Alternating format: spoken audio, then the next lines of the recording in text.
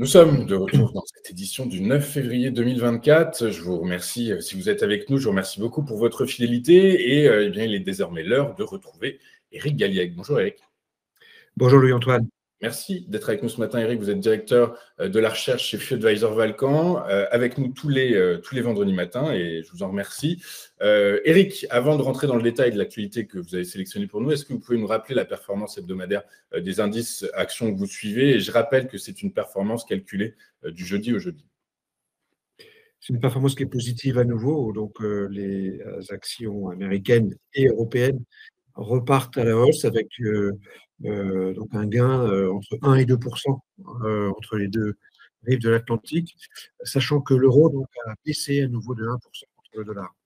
Ok, et on va donc maintenant essayer de comprendre comment est-ce que cette hausse peut s'expliquer. Et vous avez sélectionné pour nous dans un premier temps le marché, les chiffres du marché du travail américain qui démontrent que le marché du travail reste robuste aux États-Unis. Oui, alors c'est une statistique qui date de vendredi dernier, mais on a effectivement, je l'ai retenu, ainsi que d'autres indicateurs qui confirment que l'économie américaine est toujours en croissance importante finalement, avec donc ces créations mensuelles d'emplois à 453 000, donc très supérieures aux 180 000 attendus. Donc cela montre à nouveau que le marché de l'emploi se porte bien, que l'économie américaine est toujours, se développe à un rythme assez élevé, toujours supérieur aux attentes, ce qui, toutes choses égales par ailleurs, est une bonne nouvelle. Exactement. Et hier, on a appris que les inscriptions hebdomadaires au chômage étaient moins importantes que ce qu'avait modélisé le consensus et en baisse par rapport Oui. à la semaine précédente. Donc tout ça, effectivement, corrobore ce que vous dites. Le marché du travail américain reste effectivement très, très résilient. On va partir en Chine, comme on l'a vu dans nos actus. Les données sur l'inflation chinoise démontrent qu'on est clairement dans une approche déflationniste en Chine. Oui, cela montre qu'à l'opposé des États-Unis, la Chine reste dans une situation économique compliquée avec ces toutes dernières statistiques de l'inflation qui est donc négative, donc 0,8% de baisse des prix au cours du mois de janvier. C'est le quatrième mois consécutif de baisse de prix. Ça fait quasiment 6 mois qu'on est en déflation en Chine. Donc c'est vraiment une situation très différente de la nôtre où nous, on se pose plutôt des questions sur l'inflation. Et faut-il rappeler que les phénomènes de prix sont quand même largement initiés par des problèmes de croissance ou de décroissance. Enfin, la déflation, c'est la décroissance, quelque part, et la hausse des prix, c'est une croissance qui est trop forte, de façon générale. Donc, c'est vrai que cette déflation nous confirme que l'économie chinoise est donc dans une passe vraiment difficile et que cette trajectoire demeure négative, même si on peut avoir d'autres statistiques qui ont été publiées notamment ce matin sur la distribution de crédit qui remonte forcément puisque la Banque centrale est à la manœuvre pour essayer de stimuler l'économie. Oui, c'est clair. On va voir quel va être l'impact de cette distribution de crédit qui est juste phénoménale. Les chiffres sont impressionnants. Et puis, il y a une autre chose aussi dont on parlait ce matin, Éric, j'aimerais bien avoir votre avis là-dessus. Là, on raisonne en glissement annuel quand on parle de l'inflation qui baisse, moins 0,8 en janvier. Ceci étant, quand on raisonne en séquentiel, et ce sont des économistes locaux qui le mettent en avant, quand on raisonne en séquentiel, eh bien l'inflation, donc c'est-à-dire de mois après mois, donc de décembre à janvier, décembre 2023 à janvier 2024, eh bien l'inflation ressort en hausse là de 0, alors j'ai plus les chiffres, de 0,3%. Voilà. Est-ce que ça a du sens de retenir cette statistique selon vous, Éric? Alors ici, le chiffre que je commente, c'est un chiffre mensuel, donc c'est une baisse des prix au mois de janvier. Donc c'est du séquentiel mensuel. Donc globalement, ce que je crois, c'est que cette statistique, comme je viens de le dire, montre surtout que l'économie chinoise est en difficulté et que l'inflation reste de toute façon extrêmement faible là-bas, que l'on mesure, qu'on la mesure en rythme annuel ou séquentiel mensuel. Je pense que c'est surtout l'information clé qui nous semble importante. Ok, clair. Oui, effectivement, c'est effectivement. Du coup, effectivement, on suivra avec attention notamment la large distribution de crédit de la banque, des banques chinoises et leur impact sur l'évolution des prix. Je rappelle qu'en ce moment, la Chine, les Chinois sont en pleine fête du nouvel an lunaire, je crois, de mémoire, c'est ça, nouvel an lunaire. Du coup, la consommation, les ménages, les touristes chinois devraient consommer. Donc, on verra le mois prochain quel est l'impact de ces festivités sur l'évolution de l'indice des prix en Chine. On va poursuivre avec le secteur de l'immobilier qui commence à toucher les banques selon vos termes, et on le notera de part et d'autre de l'Atlantique. On a appris la semaine dernière que c'était une banque américaine qui était dans l'œil du cyclone, et hier on a appris que c'était une banque allemande. Oui, donc on est bien dans les répercussions de cette crise immobilière qui pour l'instant était une crise douce en quelque sorte, puisqu'on n'en voyait pas trop les effets, sur les bourses en tout cas. Donc là, on se rend compte que le système financier commence à être un peu secoué par ce qui se passe, notamment sur l'immobilier commercial américain.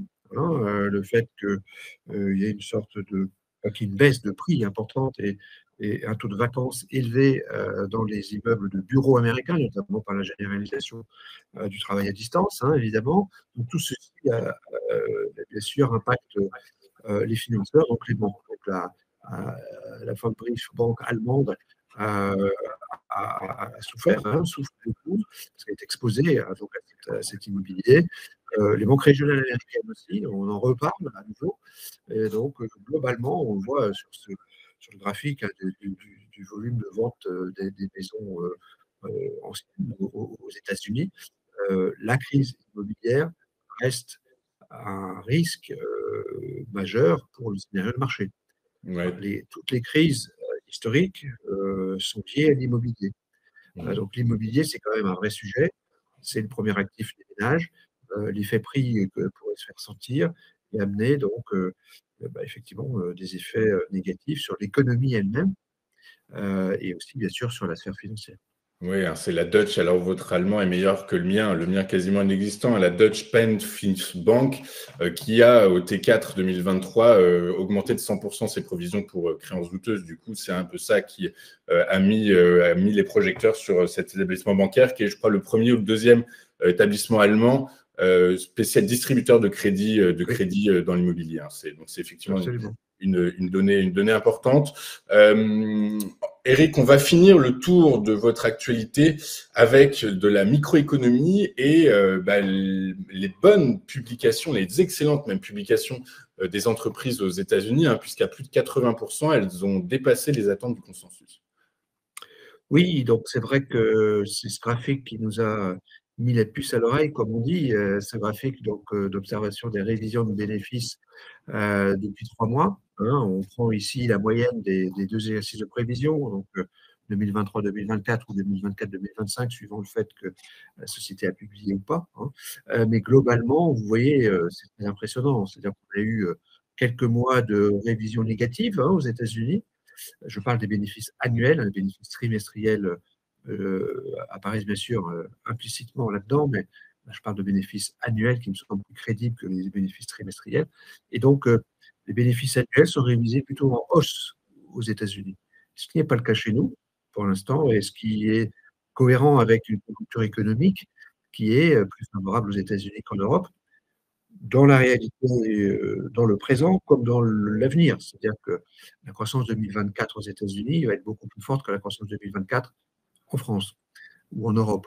Donc, ce qui explique effectivement que du côté des révisions de bénéfices, on se retrouve dans une situation plutôt favorable aux États-Unis. C'est ce que montre ce graphique. Alors, dans le détail des sociétés du S&P 500, mais c'est vrai que les graphiques sont assez clairs là-dessus. On a donc une phase de révision plutôt haussière des bénéfices, ce qui évidemment est toujours favorable pour le scénario de marché. Et donc, par la force des choses, votre synthèse de la semaine est neutre. C'est neutre à nouveau, donc on a un équilibre entre les bonnes et les mauvaises nouvelles, en quelque sorte. Les mauvaises nouvelles, c'est la déflation en Chine et la crise de l'immobilier qui commence à se faire sentir dans les banques. Les bonnes nouvelles, c'est effectivement à nouveau d'origine américaine. Il y a une nouvelle macro sur l'emploi et la croissance en général, et une nouvelle micro sur les profits américains qui suivent un petit peu cette tendance. Donc au total, une actualité neutre, c'est-à-dire une mesure du risque qui est inchangée cette semaine. Ok, donc oui, c'est ça. Donc votre modélisation, votre modèle d'analyse qui fait coïncider indicateur de risque et indicateur de prix lui, fondamentalement, n'a pas beaucoup bougé depuis la semaine dernière. Vous recommandez toujours d'être investi en actions? Alors, à nouveau, deux niveaux d'analyse. Le risque, ce que je viens de faire, et ce que je fais chaque semaine, ce qui donne lieu à une mesure en glissement semestriel, qui est pour moi la mesure du risque de marché. Ce risque, aujourd'hui, il est à peu près neutre. Il est neutre. Il est conforme à sa moyenne décennale. D'accord? Donc, il y a 2 ou 3 mois, il était beaucoup plus élevé. Donc, on a eu une baisse du risque, notamment avec la baisse de l'inflation, avec la fin des révisions négatives de bénéfices, avec différents éléments donc, qui sont plutôt favorables. Ça, c'est le premier niveau. Le risque donc, est aujourd'hui neutre. Le deuxième niveau, c'est la dynamique des prix. La dynamique des prix, elle est favorable aujourd'hui. Donc, très clairement, le marché nous dit je suis haussier. Nous, on le mesure par le spread momentum, c'est-à-dire l'écart entre les sociétés qui ont une configuration haussière et les sociétés qui ont une configuration baissière, exprimée en pourcentage du total et au sein du stock 600.